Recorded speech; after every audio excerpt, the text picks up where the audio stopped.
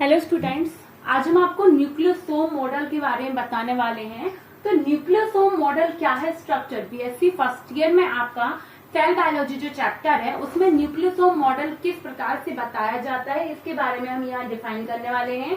तो nucleosome model structure जिसमें ये हिस्टोन प्रोटीन्स लगी रहती हैं, जो हिस्टोन प्रोटीन से ये न्यूक्लियोसोम्स का ये एक कुंडली कहलाती है हिस्टोन, ये प्रोटीन H1, ठीक है। इस प्रकार से ये लिंकेज जहां पर ये एक दूसरे से लिंक करते हैं, जुड़े हुए रहते हैं, संलग्न रहते हैं, उसको हम लिंकेज कहते हैं। जैसा कि आधुनिक वैज्ञानिक जैसे क्रिक एवं क्लंग, वूलक्लॉक जो साइंटिस्ट थे, इन्होंने कॉर्नबर्ग ने अनुसार क्रोमेटिन धागों से एक माला के दानों के समान अनेक सूक्ष्म गोलाकार रचनाएं एक दूसरे से निश्चित दूरी पर स्थित होती थी। गोलाकार संरचनाएं, एक माला के समान गोलाकार संरचनाएं एक दूरी पर, निश्चित दूरी पर स्थित होती हैं। इन्हें न्यूक्लियोसोम कहते हैं। इन्हें क्या कहते हैं? हम न्यूक्लियोसोम कहते हैं। न्यूक्लियोसोम कहते हैं। इसका व्यास कितना है आप नोट कर सकते हैं। आप हमारे बताते हुए आप नोट करते हैं 100 मिली नैनोमीटर हम कह सकते हैं, नैनोमीटर इसका व्यास होता है, ठीक है। डीएनए से रज्जु रहते हैं, मतलब रज्जु से जुड़े रहते हैं। डीएनए की रज्जुआं होती हैं, वैसे हम कहते हैं रीढ़ की रज्जु, वैसे रेखा, इस प्रकार से डीएनए रज्जु से जुड़े रहते हैं। दो न्यूक्लियोसोम्स को जोड़ने वाला डीएनए, मतलब दो न्यूक्लियोसोम, जे न्यूक्लियोसोम जिस न्यूक्लियोसोम को जोड़ने वाला डीएनए लिंकेज, ठीक है, क्या कहलाता है? डीएनए का भाग क्या कहलाता है? लिंकेज। जैसे कि मैंने ये लिखा, ये लिंकेज है, तो दो डीएनए की कुंडलियों को जोड़ने वाला भाग क्या कहलाता है? लिंकेज कहलाता है, ठीक है। या स्पेसर डीएनए या इंटर न्यूक्लियोसोमल डीएनए कहलाता है। क्लियर?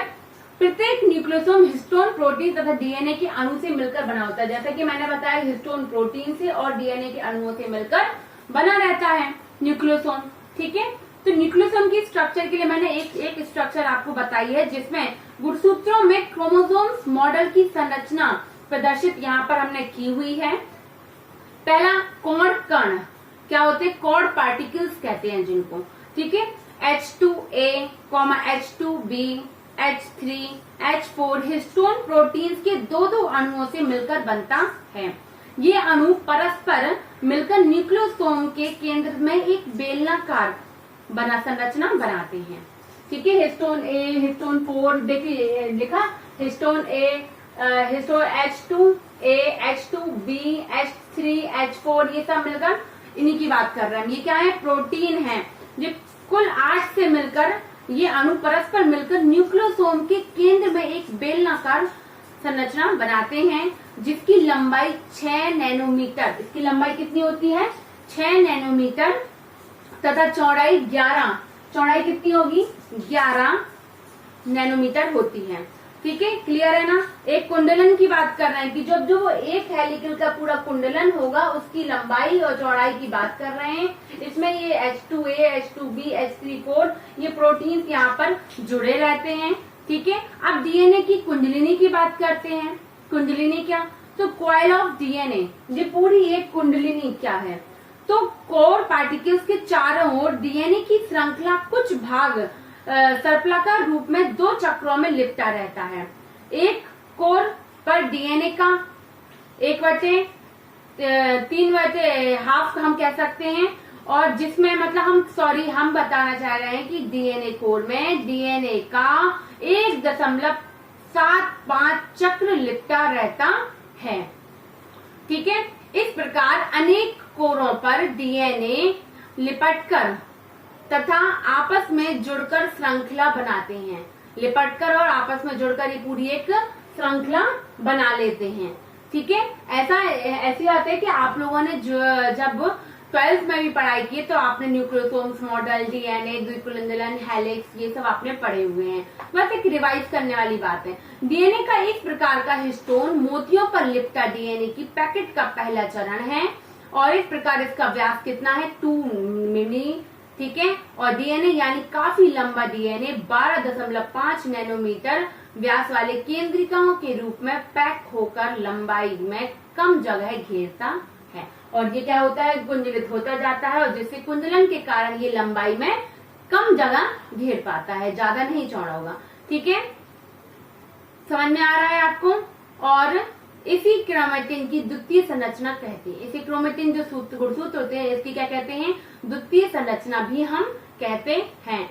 ये सोलेनॉइड तंतु पुनः कुंडलित होकर एक अत्यंत संघनित क्रोमेटिन रचना बनाते हैं। सोलेनॉइड क्यों बोला, क्योंकि सॉलिड साइड में संरचना है, जिसे क्रोमोसोम्स कहते हैं। अतः केंद्रीय इकाइयों को गुणसूत्र संरचना की इकाई उचित होगा, कहना भी उचित होगा। मतलब इसको हम क्या कह सकते हैं, न्यूक्लियोसोम मॉडल में जो कितना हिस्टोन प्रोटीन कितना है, परसेंटेज नोट कर लीजिए, 37.5% हिस्टोन प्रोटीन, ठीक है, नोट करिए। और 10% अन्य प्रोटीन्स, 36% डीएनए, 10% आरएनए पाए जाते हैं। ठीक है, क्रेक एवं क्लग जो साइंटिस्ट थे वुलकॉक ने इन्हें क्रोमेटिन सूत्रों में अनेक गोलाकार निश्चित दूरी पर गुथी हुई संरचनाएं पाई जाती हैं, अतः गोल आकृतियों युक्त माला के समान क्रोमेटिन न्यूक्लियोसोम कहलाता है। ये मैं आपको पहले ही बता चुकी हूँ कि गोल मालाओं के समान संरचना वाला क्रोमेटिन न्यूक्लियोसोम कहलाता है। गुणसूत्री एंजियोग्राम क्या कहलाता है, तो अगुणित समुच्चय के गुणसूत्र इस प्रकार प्रदर्शित किए जाएं कि वे क्रमिक रूप से परिणाम में घटते हुए हों तथा इसे आरेख द्वारा निरूपित किया जा सके। और आरेख गुणसूत्रीय आलेख इंडियोग्राम कहलाते हैं। क्या कहलाते हैं, इंडियोग्राम कहलाते हैं। दूसरे शब्दों में गुणसूत्र समूह का स्केल बनाया गया आरेखिक चित्र में इसे इंडियोग्राम कहा कहलाता है। और ठीक है, और मनुष्य के गुणसूत्रों का इंडियोग्राम दिखाया गया, जो मैं आपको दिखा दूंगी।